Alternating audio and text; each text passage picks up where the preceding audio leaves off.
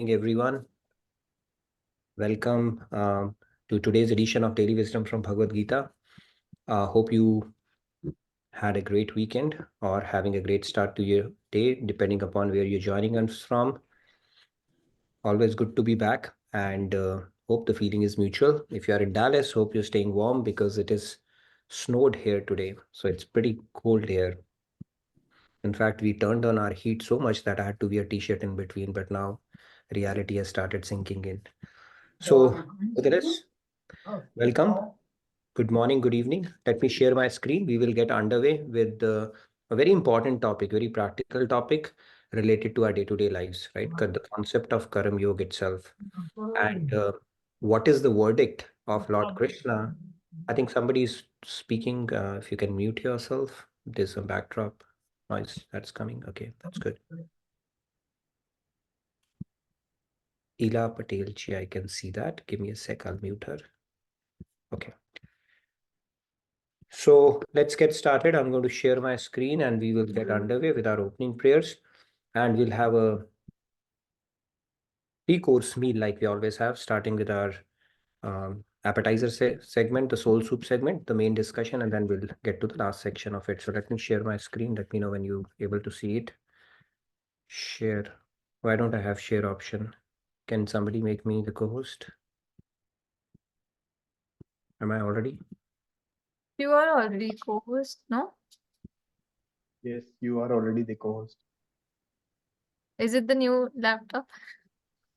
Could it be? More, hold on. Share board, pick out.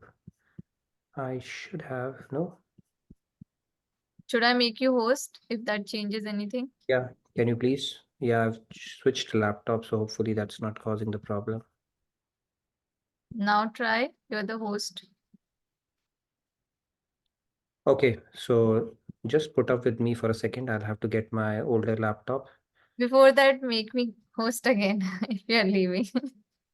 Okay, hold on. I'll make you the host back. You can claim back host. You can't? Now you are the host. Amrut, yeah. Okay, you can do some announcements. Give me 2 seconds. I will join back from my other laptop. That way we can get started. I don't know what's going on with this laptop, so let me So join back. yeah, I'll show the video of You can 21. show the video in between and then I'll be joining back shortly. Sure.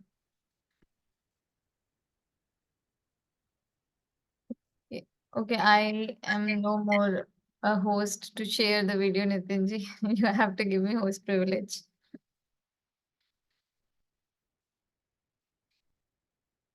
By the way, Radhe Radhe everyone. Good morning, good evening. Welcome to Daily Wisdom from Bhagavad Gita session. We will be starting shortly. And yes, I can share the screen. So we have a very special video for all of you to see. Something very exciting that's starting in 2 days from now. So I'll play the video. And Rahulji, you can confirm if we can hear the audio. God doesn't care. For your wealth, for your intelligence, for your status, God doesn't care. for your education, For your austerities. for your mantras. God doesn't care. For your success. For your physical strength. for your rituals. For your ability. God is hungry God is hungry for love. for love. Jai Radhe Krishna Radhe. Get closer to God. Get closer to God. Krishna ki Krishna na jaye, dure jaye Radhe.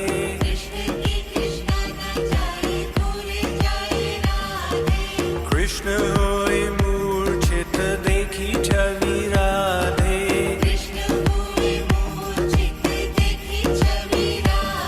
Jai Radhe Krishna Radhe. All right. Can we have a show of hands? How many of us already have Radha Krishna Bhakti app downloaded on their phones? Like you can raise your hands.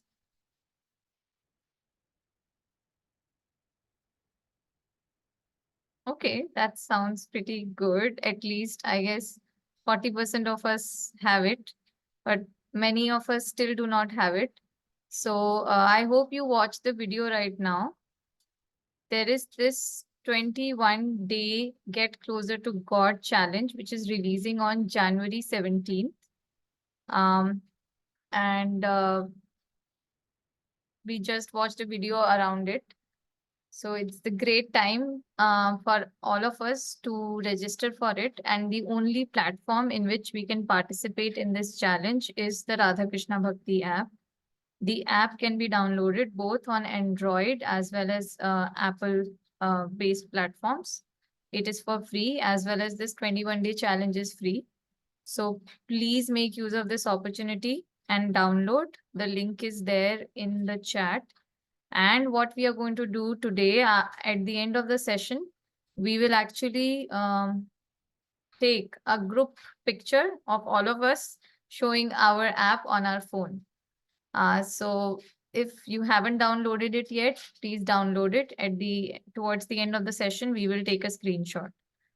And in the meanwhile, till Nitinji joins back, I have one more video to show. Rahulji, can you take over? In the meanwhile, I'll just open that video.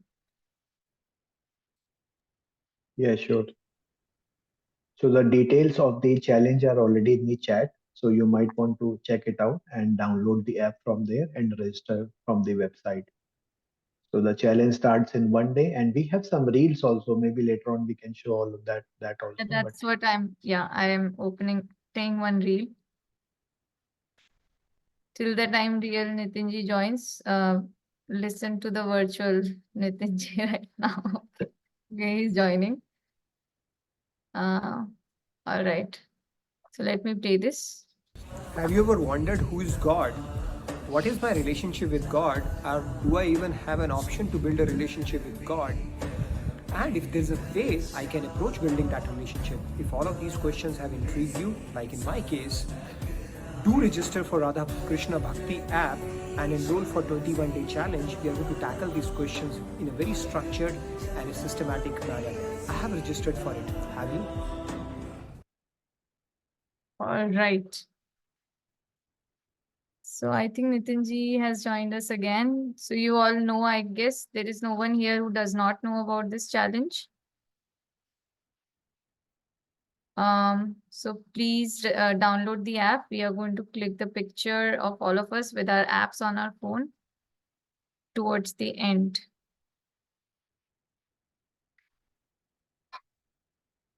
If you have any questions regarding registration for the challenge, please, you can feel free to raise your hand or put it in the chat, and we should be able to address it towards the end of the session.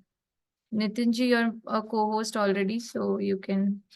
Okay, I'm able to unmute, but you know what? When I set up this laptop, I linked it with my Google account, and for some reason it's not showing me my share option at all. So we'll get started. What I would do is, let me send you the presentation. You can take slide mode, and then we will get started. We'll not lose any more time. Sorry about that.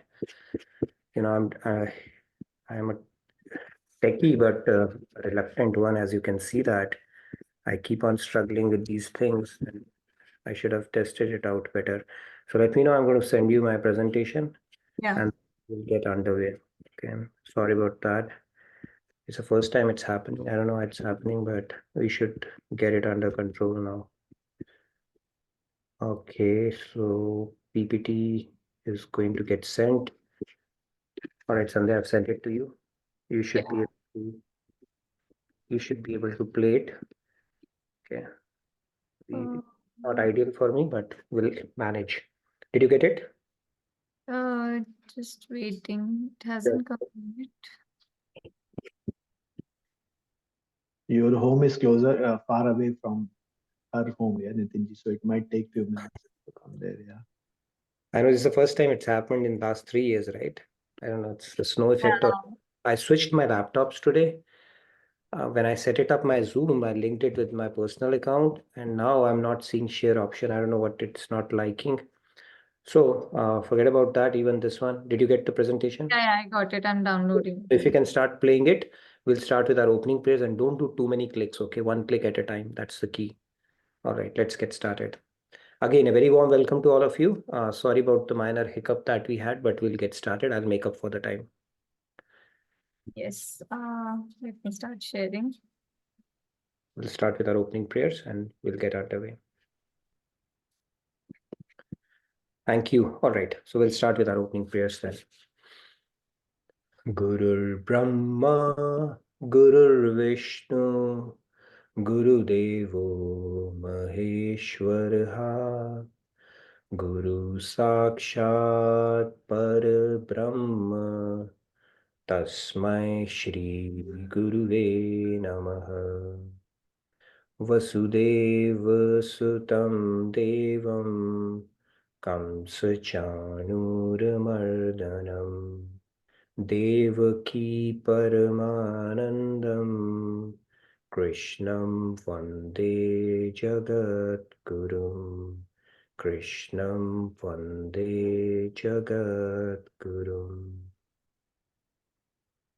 So we pay our obeisance to God and Guru, because this knowledge that we discuss is not an ordinary knowledge. It's not written by humans. It's something which is divine, which God, like Satchidanand, his Chitta Shakti in it. And it's only through his blessings, like Arjun says towards the end of Bhagavad Gita, Tat Prasadat Param, it becomes a realization. So when we do it in invoke that blessing, then our odds of getting the import from this knowledge, they increase many folds. Let's move on to our next slide. The first segment, the Soul Soup segment. So you can do a couple of clicks. Basically, we are doing a success, happiness, and fulfillment series. As part of that, we are going through, continue. That's fine. The price for success. So let's move on. It's a battle between mind and intellect that ensues, right? We have, our scriptures say, 4 compartments to our mind: Man, Buddhi, Chit, and Ahankar. So there's always a battle going on between mind and our intellect. If you click a little more, the mind is always going after things which it finds pleasurable. It's always going to tell you, okay, something which is pleasurable, go for it. Intellect has an authority to exert over it, which can take decisions. Like, for example, Monday morning, nobody wants to go to office. But intellect tells the mind, Mr. Mind, listen to me. If you don't go, your job is in trouble, or your boss is not going to like it. Or you may be looking at having that extra scoop of ice cream, but if you're trying to lose weight, your intellect will say this is not going to help your cause. Or if you are on a drinking binge, sometimes you may wake up and say, you know what, it's about time, I need to take control of my health. So your urge might be there, but your intellect, you can override it. So this is how subtly our mind and intellect operate. So praise is something that we go for immediate gratification, which is not good for us in long run. Our scriptures say that. Shreyas is something which is bitter to begin with, but it has long-term benefits. Like gooseberry, amla ka swad, like is a saying which is there. So it's a battle between praise and shreyas, and our intellect has a power. See, our senses cannot touch anything until our mind approves it. Mind says go for it, then only senses will go. And on top of your mind, there is an intellect. Your mind cannot do something unless your intellect has sanctioned it. Okay, so this is how the hierarchy works. If you click a little more, now if you look at it, this is pleasure over benefit is something, that battle is always going on. And people who are smart, who wake up to this fact, they go for beneficial things more than pleasurable things, right? And if you look at this world, in the age of information that we are in, the commercials that tell you stories about its instant success, right? That is packaged. They will urge you to buy a lottery ticket. So people who basically rely on jackpots are truly crackpots, is what our scriptures are telling us, right? You may hear a story about that person winning that lottery, American Lotto lottery, but if they start making people who have lost it speaking, right, even for a few seconds, it will take a lot of years even for them to complete their, how many people are there. This is how the work works. So the point here is, can you click a little more? There is a price tag for everything. And the biggest one, if we understand in this life, is there are no free lunches. Okay, nothing will come to us on a platter. It's only when we do practice, deliberate practice, and put in discipline, do we get things. More so on the spiritual path, and even for material success. Whenever we have to succeed, even when we had to crack entrance or get jobs, or do something in our job, we had to exert ourselves. And same thing happens on the path of spirituality as well, right? And there's a paper written by Mr. K. Anderson Erickson. It is from Florida State University. In 1993, he wrote a book. He said the role of deliberate practice in the acquisition of an expert performance. People say it's a lame excuse, somebody is born gifted. Of course, there are exceptions and talents out there, but we cannot undermine the role of deliberate practice in acquiring any skill in this life as well. And they say the top-notch performers in any field, whether it's music, sports, and dance, they have some 10,000 rule. I think of as of a certain age, they have put in practice of about 10,000 hours. It is said that they have practiced for about 3 hours for 10 years to achieve some notable measure of success in whichever field they have excelled in. So this is how it goes. And what does it require? It requires exerting your intellect over your mind, right? Virat Kohli, I keep on talking about him, or some example from sportsmen, right? How do they, when they get out of form, what do? They get back to the net practice, exert their mind over matter. Mind says it's monotonous, don't do it. But then the intellect says my shelf life is limited. Sportsman has a shelf life of about 30, 35 years, maybe 40 years at best these days, if you can extend your longevity, but not beyond that.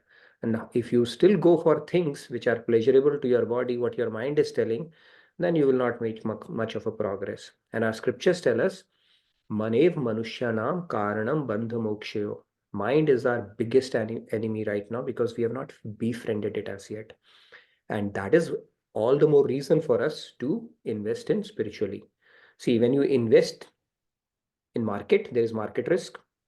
But when you invest in spirituality, there's no market risk, right? Everything to gain.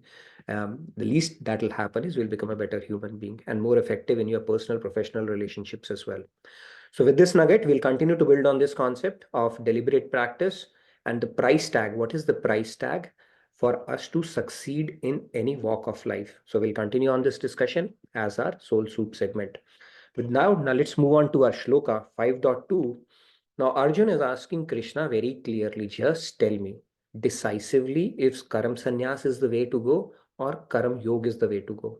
Right? A lot of people, they think spirituality is a retirement plan.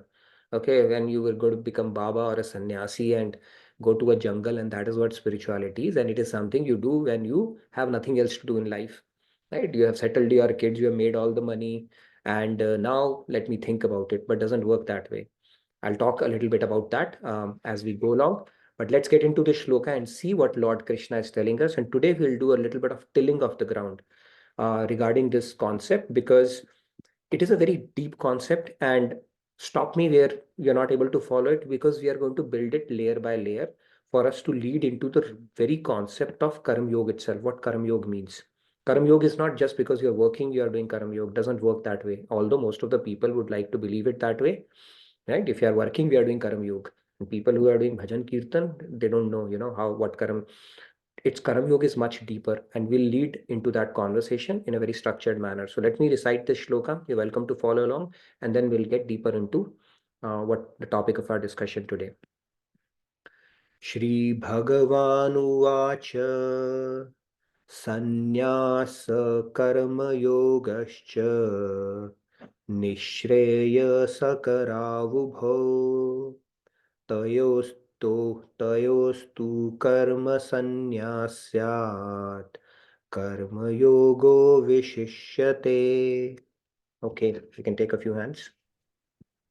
Radhe Radhe Shyamji, please. Radhe Radhe Shyamji. Radhe Radhe. Shri Bhagavanu Vacha Sanyasa Karma Yogascha Nishreyasa Karavubho Tayosto Karma Sanyasat Karma Yogo Vishishyate. Radhe Radhe. Nice, Shyamji. Thank you. Radhe Radhe. Yes, son. Samji, please go ahead. Yes. Radhe Radhe Radhe. Radhe. Shri Bhagavanu Vacha Sanyasa Karma Yogascha Nishre Sakar Karvabhubo Tyastu Karma Sanyasat Karma Yogo Vashishyate. Radhe Radhe. Nice. Thank you, Samji. Rahul, go ahead. You can take two more hands and then we'll continue, because we have a very fascinating discussion coming up today. on this topic. So we'll spend a good amount of time there. Yes, Rahul, go ahead, please. Yeah, Radhe Radhe.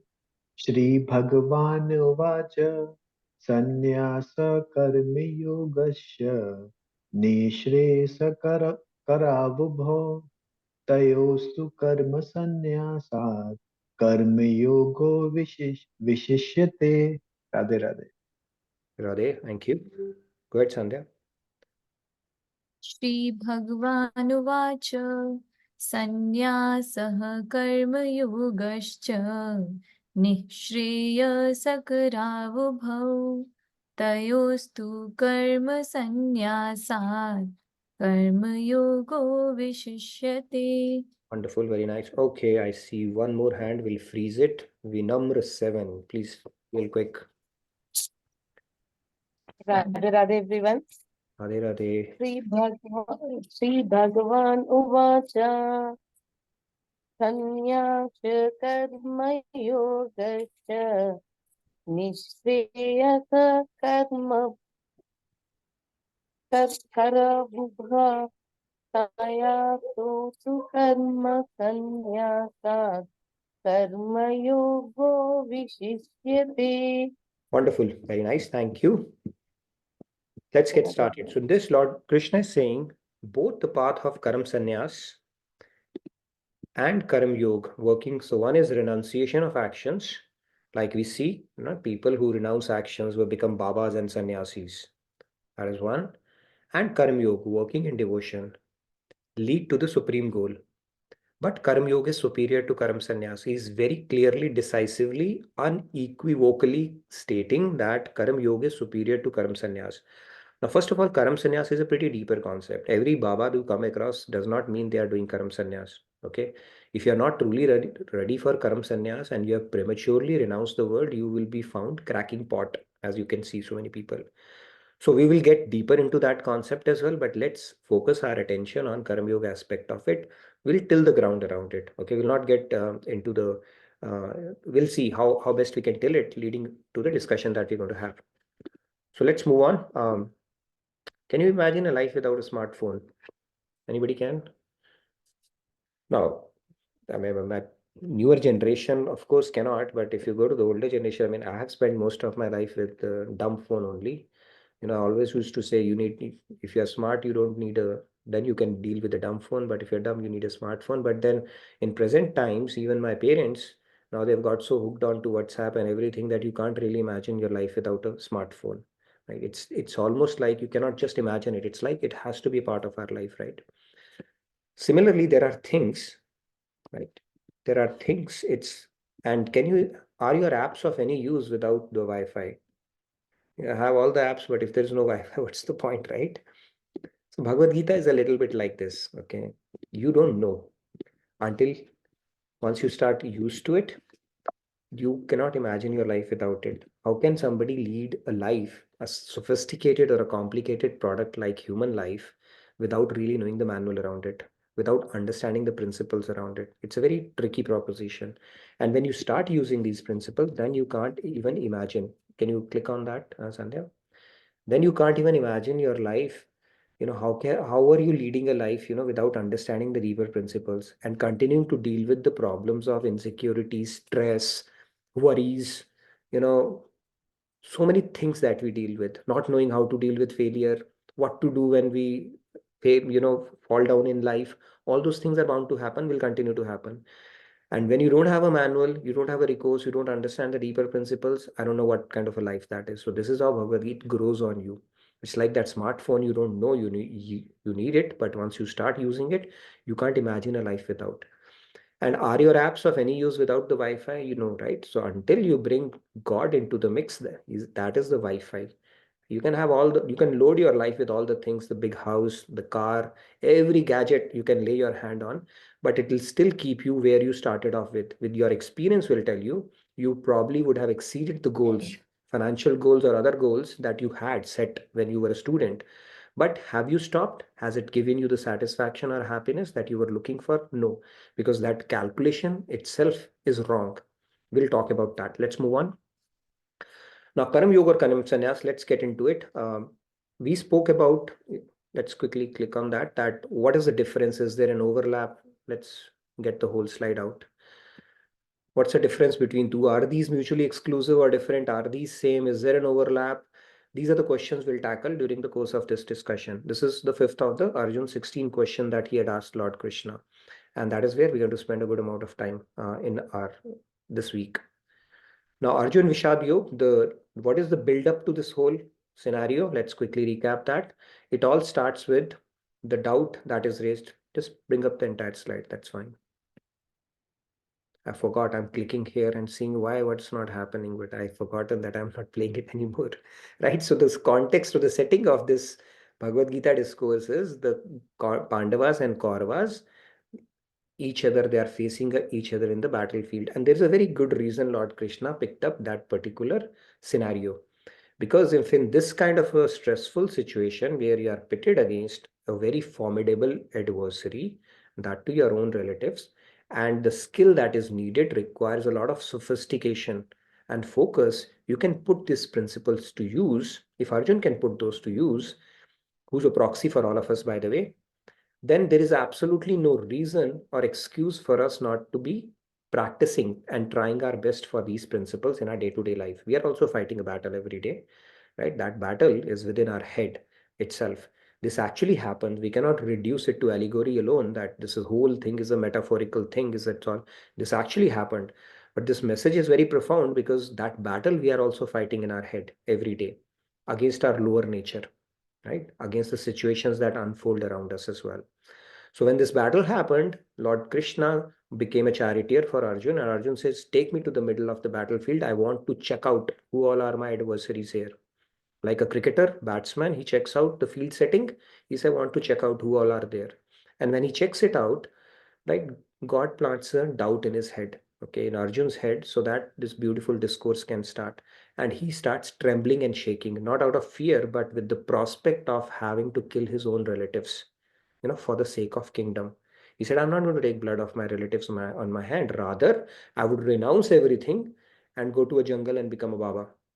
That's when Lord Krishna says, okay, hold on, let me put this whole thing in perspective for you. And he starts with the Sankhya Yoga, chapter 2, where he enumerates or tells him very clearly what your true identity is. Now, hold on to these gentlemen, 5 gentlemen. I'll tell you a joke now. So there was a guy who was sitting and working in his office. Okay. He was sitting, working in his office, and until somebody comes, he was sitting on 10th floor, until somebody comes and he said, Mr. Johnson, your daughter has expired. Okay. So the moment he hears that, he's sitting on that floor, he jumps off the window. Okay. When he jumps off the window, when he has reached about, 8th story, he realizes that he doesn't have a daughter. Okay. Then when he's nearing the 5th floor, he realizes, he doesn't even have a wife for that matter. He's not even married. Okay. But by then it's too late. What happened? Basically, the knowledge slipped out and he started participating in that drama. Now, it may seem like a very trivial joke, but we are doing the same essentially in this life. And that is where Bhagavad Gita sheds that ignorance for us. So these 5 gentlemen that you are seeing, it starts with the first one. Can you just play that? Click one more click. The first thing is ignorance. Avidya is what Bhagavad Gita tackles. Now, how it tackles? Bhagavad Gita is not a retirement plan. Okay, it is actually called Yoga Shastra and Brahma Vidya. Brahma Vidya because it gives you the knowledge of absolute truth. Absolute truth means who are you? Who's God? What is your relationship with God? And how do you get what is the goal of life and how do you get closer to the goal of life? Right? Our scriptures tell us, Vedanta Sutra, the first script part says that Athaso Brahma Jigyasa. Now that you are born as a human, it is incumbent upon you to inquire who you are, right? Because with greater power comes greater responsibility. Now, as a human, we have an intellect and we can discriminate between good and bad. We can acquire knowledge. Animals cannot. They are scripted. They will go by their script only, right?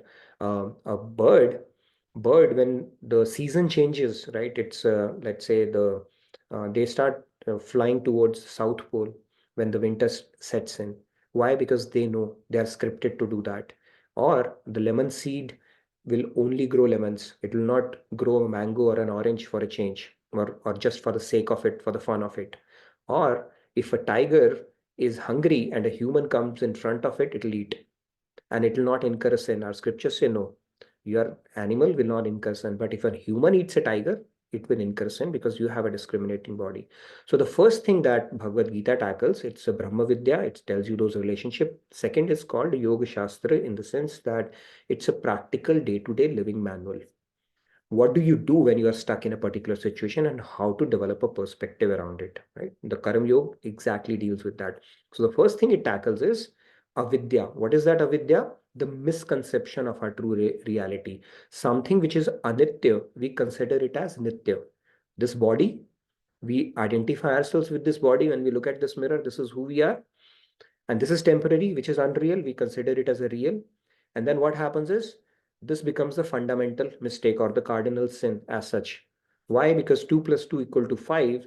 That is when you start your foundation. Now you're solving a calculus problem, starting with the basic arithmetic mistake. You cannot get that equation right no matter what you do, right? So that fundamental mistake, it tries to correct that. And Lord Krishna is telling Arjun, hold on, okay, who are you? First understand that you are a divine soul, not this body. Vasansi jirnani yatha vihai. Like you change clothes, you keep on changing this body. Every 7 years, each atom and molecule of our body changes, right? Now, if you go to a judge and you have run over somebody like Mr. one of the Khans, right? Okay, I'll not say that. Okay, I may get sued here. When you run over somebody, now judge will say you did that, and he say no. 7 years I have read Bhagavad Gita and scriptures, and 7 years my atoms and molecules have changed. It's not me, that was somebody else. He'll say no, the I has still remained the same. Your body has changed, your name might change, your identity can change, your citizenship can change, anything can change, but you are same. What is that constant I? Lord Krishna is telling you are much more deeper than what you think you are, right? First of all, you are not this body, you are an eternal soul. And because of this avidya, ignorance, what is happening? Now you have started expanding it. How? By considering the logical extensions of your body, my family, my friends, and all that stuff as mine. Now the mistake has started compounding. And the things, now because of this body, your interface with this world is these senses and mind. And now you've started thinking of acquiring things to become happy. Actually, your soul seeks something much deeper, but you have started focusing on things of your senses and body only. And that is why that thirst is not getting quenched. What have we started falling in love with or liking, especially in the age of Kali? Money. Anybody loves money here? Actually, I'm telling you, nobody loves money. Okay, what if the currency gets devaluated? It becomes tissue paper. I mean, it's not the money. We actually love things that money can buy and can fulfill our senses, right? That bhog aspect of it. So we don't love money. We love the things that our money can buy and we can enjoy for our senses. But our scriptures are telling us no matter what you do, if you keep catering to your body alone because you're not body, it is like giving fish all the adornments. But until fish gets the water, it will say, I'm still missing something. So it's not going to work out. You are trying to extract butter out of lime water. It looks white, but butter will not come out of it because it's not milk. So that avidya is what it tackles. And because of this avidya, the other afflictions come. What are the other afflictions? Let's look at it. The second one that comes is I, the ego aspect of it. That I am the doer. Okay, we've tackled this concept, and that ego, that I am poor, I am rich, I am Indian, I am American, that false projection of yourself starts coming in. That I, we have forgotten who we truly are. And then that I amness, that sense of ego is also there, that I am doing it. Okay, that is another problem happens. And then of course rag happens. I want this, I don't want this. And then the opposite of rag is dvesh. We get stuck in dualities aspect of it. Okay, and that is where we keep on getting more and more implicated in this world, keep on accruing more and more binding karma, and keep creating a business case for ourselves, like they say in IT parlance, business case. Business case means there's a reason for you to do it. And we create a business case for ourselves to keep repeating in this world. Okay, because there's no way out of it, because we are getting more and more implicated. And last one is the Abhinivesh, basically, this just means that because we are considering ourselves as a body, there are two big fears in US, or for that matter in the world. The first fear, the biggest fear people have is of death. Okay, if somebody's saying I want to die, you go and say, okay, I'm going to put pillow on your mouth and make you die. They say, no, no, no, don't do that. Nobody likes to die. Nobody wants to die. Of course, if you have been reduced to a vegetable or those kind of scenarios, that is different. But because we think the moment our body, gross body, ceases to exist, our existence is going to vanish. Scriptures are telling us, no, you're not going to get anywhere. You're going to get recycled with the same mind. Okay, so that will to live, abhinivesh, where we are fearful of death, that is also led with this ignorance, and that is what Arjun is saying. How can I kill them? So Krishna says, okay, you're not going to kill anybody. Okay, let me put that in perspective first of all here for you, because the soul itself is immortal. It just sheds one body and moves on to another one. But the situation that you are in, as a matter of duty, you have to perform, not as a matter of I'm going to enjoy that. And that is where he starts expounding on the science of Karm Yoga. Let's move on. Now let's get a little deeper into some analytical part of it. There are three kinds of work we spoke about. The work that is, okay, that's fine. Let's put all the three. Okay. So three kinds of work. The work which our mind does, senses don't do. We all are aware of that. There are a lot of things you are just doing through your mind. Your senses are not involved. When we are worrying, when we are thinking about the past, when we are plotting something, how do I multiply money, in which stock market I should put in, and which new fund has come in, and how can I get into Bitcoin, and whatever the case may be, wherever your attachment is, right? There's a lot of work you do through your mind. Your senses are not getting involved. Then there is a work where your senses are involved, mind is not involved. Why? When you do aarti in the mandir, might be thinking, oh my God, when do I get back, right? It happens with me at times, and I can play pickleball and quickly finish off my stuff here and do this. Or the milkman might have come, okay, can you check that? And you're doing aartis. That stuff is pure mechanical drill. Your mind is not involved there, right? So those kind of works are there. And then there is a work where our mind and senses both are involved. So from a spiritual perspective, what gets noted in our ledger, our accounting book, is what is going on in your head. Nothing that we do through our body and our senses is counted. So if we have chanted God's name, if you have done pujas, aartis, right? People do, let's do Ganesh Aarti, and after that, let's party. If you have done that and you have done it purely from your body and your senses, it is a multiplication with zero. Okay, it's a fundamental thing that needs to be it's complete multiplication with zero that we've been doing. Something is better than nothing, but this concept has to be understood. Even if we have recited God name once in one lifetime, it's already infinite times we have done it. But has it really taken us to the goal of our life, closer to God, or developing devotion to it, or purifying our mind? No, it hasn't. So it is a pure mechanical drill that we have done, because the game is completely of our mind. So now you say, how is it related to Karm Yoga? I'm going to connect the dots here. I see a question, hand raised. Yes, Sandhya, you had a question? Go There ahead. is a question in the chat from Kali Das. Oh my How God, Kalidas ji, thank you. I mean, it's a privilege to have you on our session. how to balance our inner self from any situations in our life. We use our brain, how we take over ourselves from our mind, which control ourselves in daily life. See, brain is the hardware aspect of it. Mind is a lot more subtle. I speak mind, man. Man is actually much more subtler than that. Now you're saying, how do we take control of our mind, is what the question is? Okay. Now what you're asking, Arjun also has asked. Arjun has asked Lord Krishna in 4. I think in 6th chapter, he's saying, Chanchalam hi manah Krishna, manah vayurev sudushkaram. He's saying, my mind is so turbulent that it is easy to control wind, but not my mind. Arjun is saying that, and Arjun is not an ordinary person. We know, right, what he did when he was asked, what can you see on the tree? He said, when this same question was asked to Duryodhan, he said, I can see the sparrow, I can see the twigs, the tree, and Bhimsen also. When it was asked to Yudhishthir, he said, I can see the sparrow and the eye. But when it was asked to Arjun, he said, I can only see eye. That was the level of his focus. And he's saying that it is very difficult to control the mind. It is easy to control wind than mind. Okay, this Arjun is saying that. And this guy, Arjun, he had conquered sleep also. And by the way, he was an avatar. He's not an ordinary person. He was the same person who could understand Bhagavad Gita within a matter of few hours, understand the import and implement it as well. He's saying the same. So this is a very common problem, what you are saying. And what Lord Krishna responds back, he does not say, Arjun, what kind of a stupid question it is, or are you kidding me? He says, Asansham hi mahabhaho mana durnigraham chalam. He's not saying anigraham chalam. Anigraham would have mean impossible. He's saying durnigraham means difficult.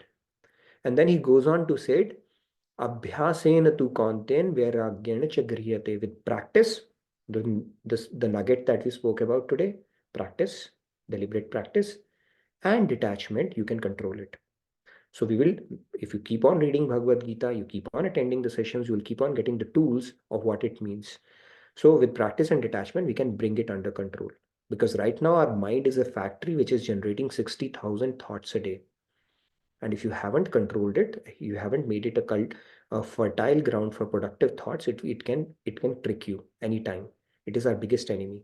And this guy was there, he was going through a desert, and he thought, he sat down under a tree, and that tree was a kalpavriksha. Kalpavriksha is wish fulfilling tree. And he thought how nice it would be if I get some nice water. So water comes to him. Then he said how nice it would be if I can get some food also. So some food also comes to him. He said how nice it would be if a bed also comes, and I get some shade. That also happens. He said, oh my God, everything I'm thinking is turning true. What if a tiger comes and eats me? A tiger comes and eats him. So this is how our mind is right now. Okay. So we need to tend to it very carefully, because it can lead you down any moment without warning at all. Okay. So, but it's a good question. It's a very relevant question. What I'm thinking is, in our soul soup segment, we will bring in nuggets for mind management as our next topic.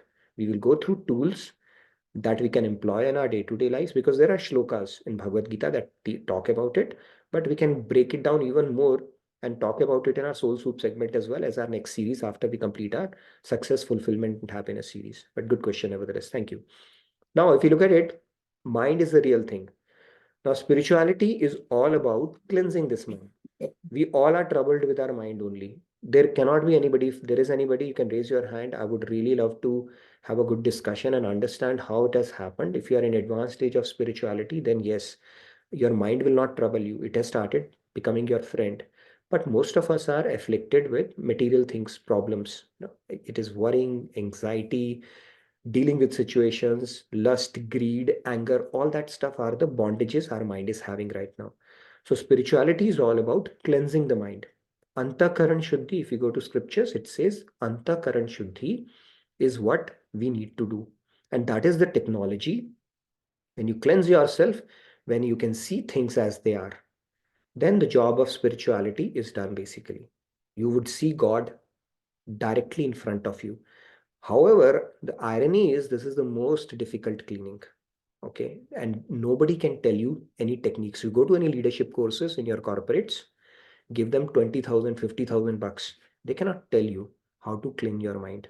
There's no technology available in this world. No matter which Ivy League college you go to, how much money you are willing to shell out.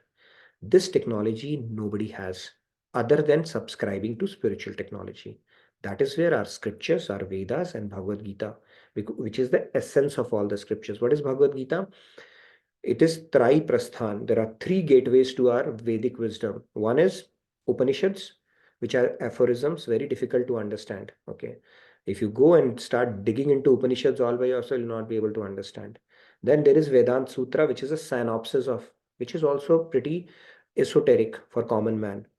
Bhagavad Gita is a third gateway, which is an essence, right? I think it is Sarva Upanishado Gavo Dogdha Gopalanandana. It is like if all Upanishads are like cows, the milkman is Krishna, and he's distilling that cream for us and presenting it to us in a palatable manner.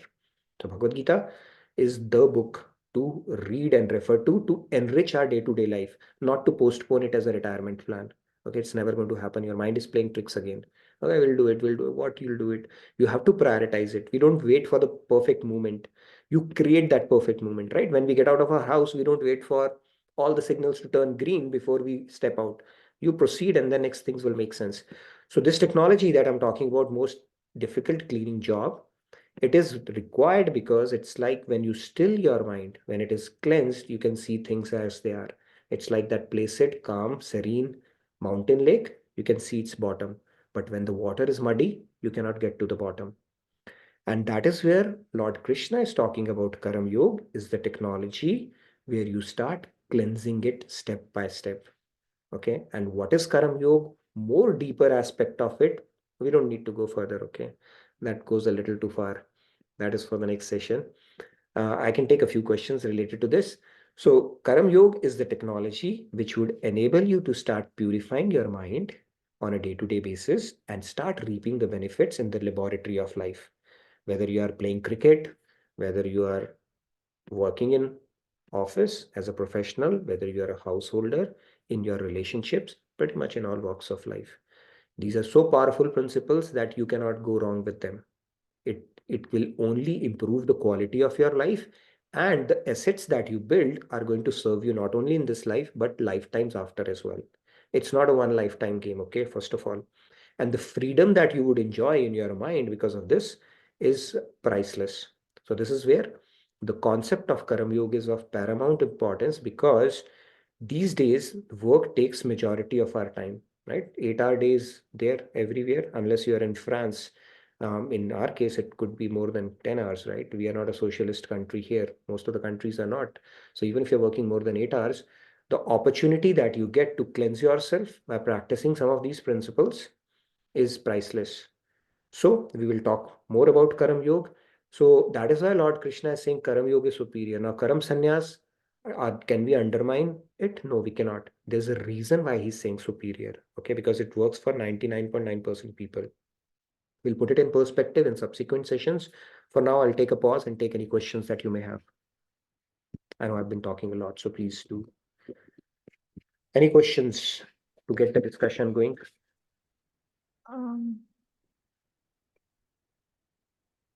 Okay, one person is going to raise the hand and then the floodgates will open. Thank you, Pratisha. There you go. Radhe Radhe. Radhe Pratisha. Here you go. Radhe Radhe, Radhe Radhe, sir.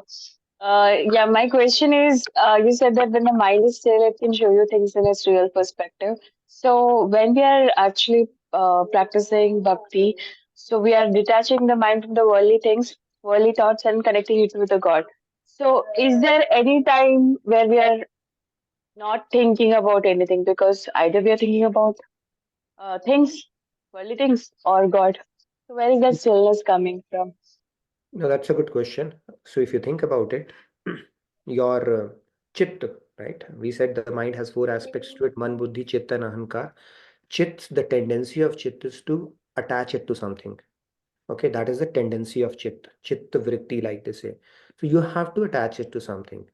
Your mind cannot stay in a suspended state. Now, if you're saying I'm not thinking anything, you'll be thinking I'm not thinking anything. So it has to be attached to something. And there are only two areas. There's no third area. One is the material world. Second is the divine realm. Now, divine realm, you have not seen it. You can only simulate it in your head, right? Even when people go for flight to NASA, they simulate it. They have not seen what is going to happen, anti-gravity and stuff like that and moon. But our scriptures tell us very clearly, and God has made it very easy for us. He said, I'll give you credit for your simulation until I start mixing my grace and the aspect of it in it. But you keep running the simulation and you will get the same credit for that. But your mind cannot remain in a suspended state. It may trick you into believing I'm not doing that, but it's either in material world or you're running a simulation or divine realm where you're thinking about the six things God has given us: His name, remembrance, Naam, Roop, Gun, Leela, Dham, and form. But it cannot remain in suspended state at all, ever. Okay, sir. That means when we are saying that we are saying the real thing, that means we are saying God everywhere if we are progressing, and that is the truth. That is a very advanced stage, Paramhans. It's like they say that first, don't see bad in others, right? No, first they say look at divinity never, right? If you can't see divinity in others, then see at least good in others. If you can't even see good in others, don't at least see bad in others, right? So the hierarchy goes. The Paramhans, they see divinity all around. They are like, they see milk everywhere. It's like swan. And then swan can, it's like Paramhans, they can see divinity everywhere. A step below, if you come, is like a swan, which can differentiate between water and milk. So if you serve milk in front of a swan, it will take the milk and leave the water. And then material consciousness people, they can only see worldly things. So it really depends on how much you have progressed on this path, and it's a journey, right? It's not a unit step function in that sense. Thank you. Good question, Pratyusha. Thank you. Yes, Monica ji, please go ahead. Okay, Radhe Radhe one. Radhe Radhe. So Nitinji, is it okay or safe to assume that Karm Sanyas is for, let's say, after a point like Swamiji also took Karm Sanyas, right? And then all the saints, maybe it's pre-decided or written for them. And the follow-up question is, do we know anyone for whom Karm Sanyas has worked? Or is it just not the path to take for somebody like us who's into, my world and don't have proper understanding of it? So Lord Krishna, it's for a good reason. I think it's a good question. This is where we're going to spend a lot of time in coming sessions as well. But since you are jumping the gun, I would jump the gun as well. But it's good. We can continue to have this conversation. But Karm Sanyas, the reason Lord Krishna is talking about not going to Karm Sanyas stages, because it has to be done under expert guidance. Why? Because only God and a realized saint can know where you are in your spiritual trajectory, right? Only if you are ready. Because if you prematurely do that on your own, right? You decide, people say, oh, I'm going to become a Baba and sannyasi and I'm going to lead everything, right? Then you are neither here nor there, and you can actually incur more sin and run away from duty. You can derail your spiritual journey as well. So, Karam Sanyas, you have to be ready for that. Maybe you have done, like if you look at Swamiji, maybe he has done a lot of detachment or lessons that he needed to learn by doing Karm Yog. He's learned that lesson. So, in this particular lifetime, it was probably not needed for him to go through that rigor, right? For us, we need to purify, go through the process to purify our consciousness around operating and dealing with the things around. Then maybe or may not be eligibility. The point here is that you don't have to, it's not a linear function where you do Karm Yog, then you do Karm Sanyas, and then God. From Karm Yog directly, you go to God. Or for some, that might be the chosen path depending upon their past sanskars or what they've already done. We don't know who's ready for what. So we focus on thing that is in our hand, and Karm Yog is the recommended path for 99.9% of the people. See what I'm saying? So there are organizations that encourage Karm Sanyas. So is it? That is why Swamiji was saying when he was leading ISKCON, he was head of there, and then people would come, 20, 25 people would come, they will shave their heads, take the beads, and then out of those 25, 22 will again go back. So it's not something that somebody can take a call just like that. It is a very sophisticated process. Now, if somebody is a saint, realized himself, what is the definition of saint in our scripture? Two qualifications, Shrotriya and Brahmanist. Shrotriya means theoretically well-versed, and they should have seen the truth themselves. They're not just a theoretical guy, right? Under their guidance, you can do that, but you cannot do it on your own volition or I feel so. It doesn't work that way. So it's a very tricky thing in that sense. One last thing. I actually happened to meet somebody who stayed in ISKCON for 3 years and then he came back. So one of the good point that he mentioned was, I mean, he realized it after 3 years that probably this is not the time for him. But then it did change him. And obviously he grew spiritually and everything. So it's not a no, but then why? I mean, it's obviously, you wouldn't know when it's right, when it's wrong. So I think it's safer to go the Karm Yoga path. Yes. Okay. Now you tell me, is it better? See, this is how it works. Now let's say you are a Shiv Bhakt, okay, and you wanted to go to Kailash Mansarovar, right? Now sitting at home thinking about Kailash Mansarovar is better, or going to Kailash Mansarovar and thinking about your home? Which one do you think is better or more rewarding? So that is the whole idea about Karm Yoga. So if you are prematurely renounced, the world is still inside you. What is true detachment? True detachment does not mean you leave world. People think, oh my God, if you read Bhagavad Gita, now you are going to leave the family and everything. No, Krishna is saying just the opposite. You do it with a sense of purpose and duty. You don't simply run away from the world. So it is like the boat. You've seen the boat. True detachment is where you are in the water, but water is not inside you.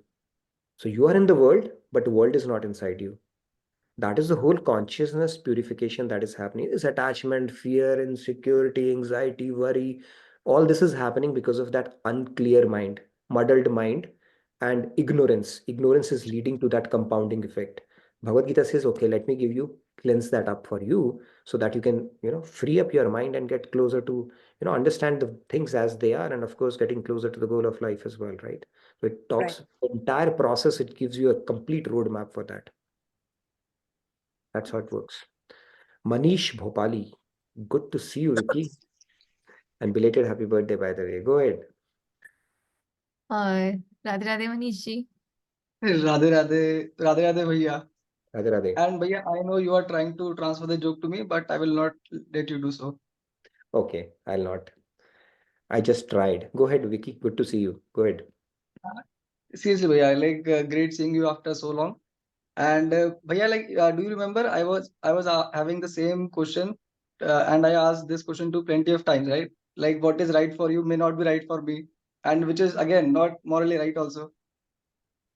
So actually, I actually do not have any question. I just wanted to say hi to you, and I just wanted to say that this is the biggest question that I always have, and Okay, I'm let's glad that I repeat could that for the join today. benefit of everyone. Did I say I'm not going to answer this question for you at all? At that time, Hmm.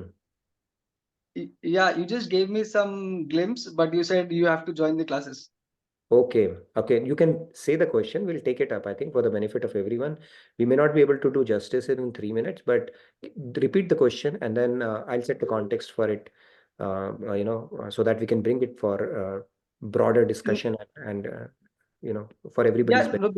no, basically, like my question was that whatever, whatever in society we are living, so generally there are certain norms in society, but whatever is correct for the society may not be morally correct, and what is your right may not be my right. In terms of work, I'm saying. So actually, what is the exact right? What are we supposed to do? That's I think, very good question. So what is right? It is very contextual, right? Very subjective is what Correct. is true, very true. I think that's why you have to attend the sessions consistently. We sent an entire session on dharma.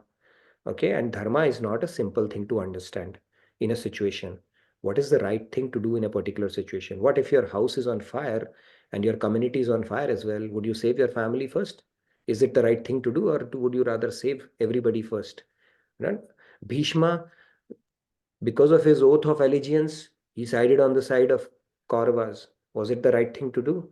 Karna, for the sake of his friendship, he sided with Duryodhana. Was it the right thing to do? Krishna tricked Karna to be killed. Was it the right thing to do? So dharma is not a straightforward thing to understand. Okay, so only the rule setter can know that. What you have control over is, in any situation, is first of all understand the deeper principles, right? Scripturally, you will at least get a guideline. Otherwise, you will be on your own mind, right? What my friend told me is right, what I think is right, what Google told me right, what my people said is right. That is even more dangerous. First, try to subscribe to the scriptural knowledge, because there are broader guidelines around the concepts, what humans should be doing in a particular thing. Even after that, there are situations where it is contextual. Then the only thing you have control over is your purity of intention and sincerity at heart, and then offering things at the lotus feet of God. Those things will hold you in good stead. But other than that, it's not a pretty straightforward thing. But if you're doing it with a consciousness where you're not doing it for your own self, right? Now, you could be working hard at your office, but your motive is to enjoy the next vacation, or, buy that new gadget or enjoy it for yourself. Now, if you're not harming anybody, of course, you're earning it legally, honestly, that is fine. But Bhagavad Gita says, if you just be good, that is not good enough. You are in spiritual sense, you are still a thief. Why? Because you're just doing it for yourself. It's a binding karma. At best, you'll get swarg in next life. And when you exhaust that, you are again back into 8.4 million. So you have to understand the deeper principle. But only when you do it for the pleasure of God, say, I've brought in my skill, I can earn more so that I can give more. Think bigger about how I can help people around as well, right? All the things. Then you are dissociating yourself with your self-interest alone, and it's a journey. but there will be times you will still not be able to get it right, and then you simply do it with the purity of intention and sincerity at heart. That will be your insurance policy. It's a much deeper conversation. If you give me some particular situations, we can talk about it in the session as well. Okay, in this situation, how should we proceed? Because one good could be bad for somebody else, right? If thieves are going, they are searching for a person. You just saw a person who's just left in front of you, and thieves are chasing him, and they say, did you see that guy, who was carrying a lot of gold? Will you speak truth? Truth is a noble virtue. Or would you hide that? Because those thieves might even harm him. Now, ahimsa param dharam, in our scriptures say that Krishna is telling Arjun just the opposite: go and kill them. Okay, don't go for Nobel Peace Prize.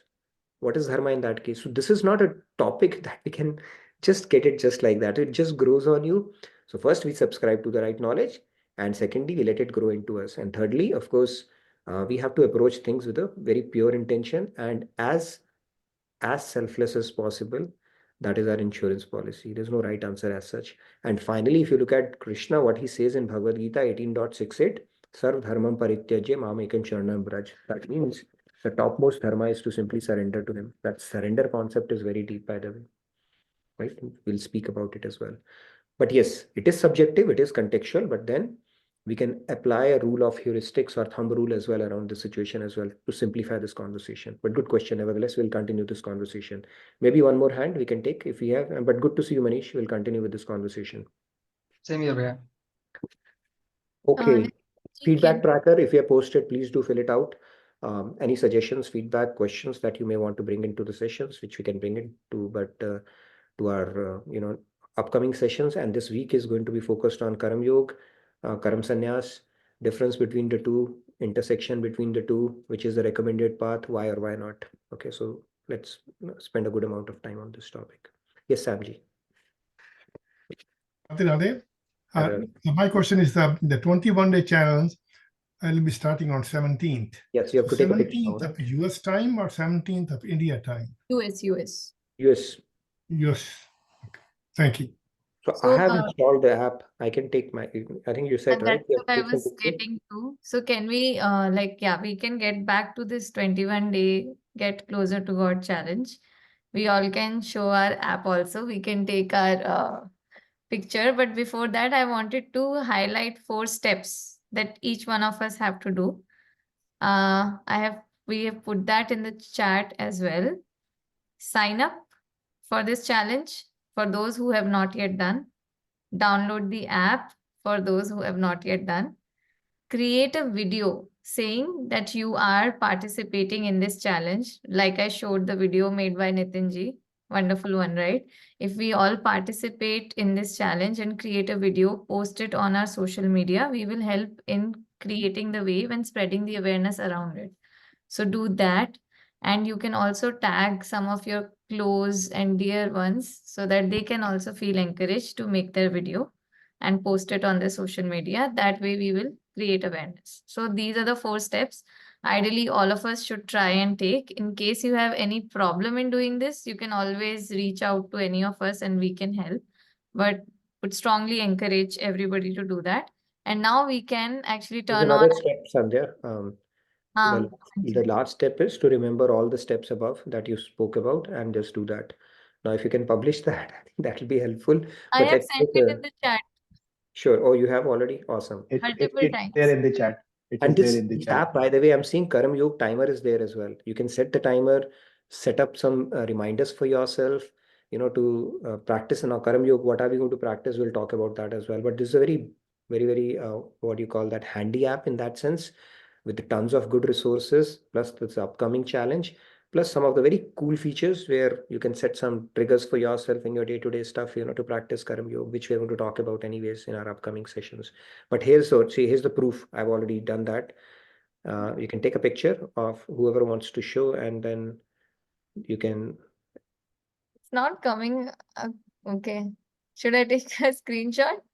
Oops. It's not coming up. I mean, yours is coming, but mine is not. Okay, maybe we should be prepared better next time, but let's do the best we can today. Okay. And, take the picture, and tomorrow we can do more with everyone, more people once they've had an opportunity to install it and do it. The more the better, right? It'll look nice.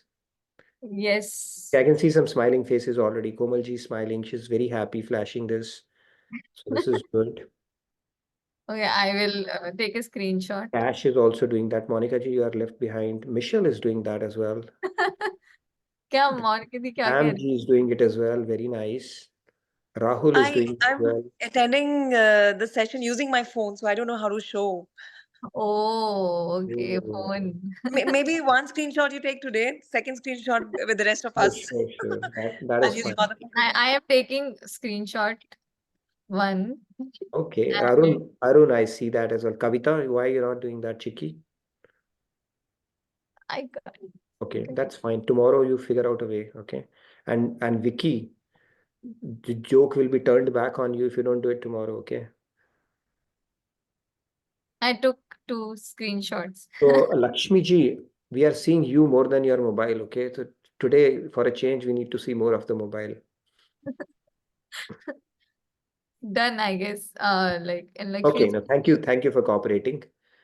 It was a fun activity for sure, but yeah, do check it out. It's a very handy resource. Do take advantage of it, and please fill out the feedback tracker. I would encourage you to join in.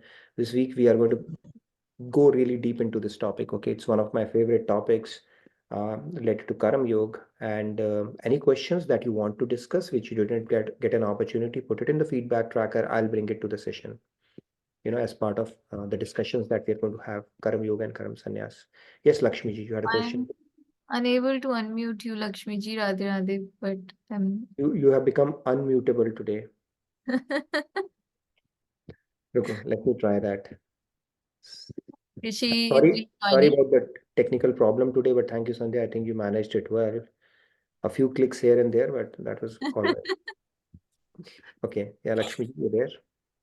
Rupa ji is there. Actually, you have unmuted me, Sandhya ji, not my sister.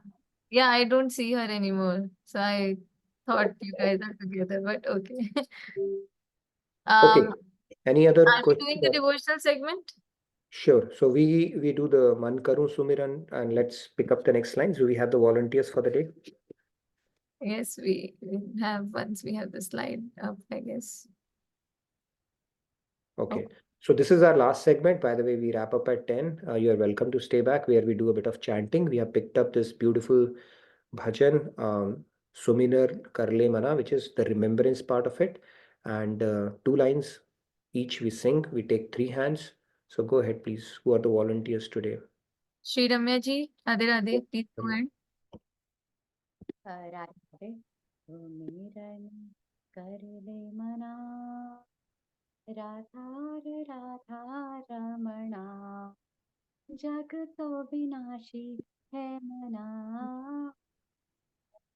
जीव अविनाशी अपना, स्वर्ग भी है माया का बना, वह भी विनाशी है मना, सुमिरन कर ले मना, राधार Radha Ramana. Thank you. Very nice. Thank you, Sri Ramya. So the world is subject to destruction. We were talking about anitya, something which is temporary. We consider it to be permanent. This body, everything is temporary here. The soul is the immortal aspect of the soul is eternal. And that avidya or ignorance is something that we need to shed gradually. We cannot just by listening to it that we are soul, not the body is not going to happen. हम जानते हैं पर मानते नहीं. So it's going to take much more deeper contemplation, and that is why we regroup every day, and this knowledge is going to take us closer to that realization. And of course, engaging in activities that we plan for periodically as well. And then it goes on to say, Swarg bhi hai maya ka bana, vah bhi hai vinashi hai mana. Like in India, they say, right, Swargvasi. Swargvasi is not a very smart strategy. Okay, if you go to Swarg, you are going to be back. So we need to go beyond that. That is also part of the material world. So material world, you go to all the way up to Brahmalok, that is also material. And that is not the ultimate goal of life. So being good is good, but not good enough. That is what essentially if you go to Swarg, that's not a very smart strategy as a human being. Is essentially what this bhajan is saying. Go ahead, Sandhya, and then we'll take Rahul and maybe another hand if. सुमिरन कर ले मना, छिन छिन राधा रमना। जग तो विनाशी है मना, जीव अविनाशी अपना। स्वर्ग भी है माया का बना, वह भी विनाशी है मना। सुमिरन सुमिरन सुमिरन कर ले मना, छिन छिन Radha Ramna. Wonderful. Very nice. Thank you, Sandhya. Rahul, go ahead. Radhe Radhe. सुमिरन कर ले मना, छिन छिन राधा रमना। जग तो विनाशी है मना, जीव अविनाशी अपना। स्वर्ग भी है माया का बना, वह भी विनाशी है मना। सुमिरन कर ले मना, छिन छिन Radha Ramna. Radhe Radhe. Rahul, beautifully sung. Great. I think I can go as well. Last one, if nobody's there. Okay. सुमिरन कर ले मना, छिन छिन राधा रमना। जग तो विनाशी है मना, जीव अविनाशी अपना। स्वर्ग भी है माया का बना, वह भी विनाशी है मना। सुमिरन सुमिरन सुमिरन कर ले मना, छिन छिन Radha Ramna. Okay, so thank you again, everyone, for your wonderful participation. Look forward to seeing you tomorrow. We'll continue on this fascinating journey. Stay blessed, stay warm, and I look forward to seeing you all tomorrow. By the way, there was a guy who went to Starbucks and, he said, I need a small cup of coffee. He came here for the first time, right? So he gave him 4 rupees and it was $3.90, right? So when we come to US, initially we keep tab of every cent and every dime, right? So 390, and then he said, all right. He gave him the cup and he said, where's the change? He said, the change has to come from within. So this is the change that has to come from within. This is what we are striving for as part of these sessions as well. So hope you're enjoying this change. I'll see you tomorrow. Radhe Radhe, good night, good day. Thank you everyone. Radhe Radhe. And we will take another photo with the app tomorrow. So get ready. Whoever is come with phone, make sure you join in a way that we can take. You need to see more of the app and less of you tomorrow, okay? When we take the Okay, Radhe Okay. Radhe. See you all Bye, tomorrow. bye. Good night, good day, everyone. Bye.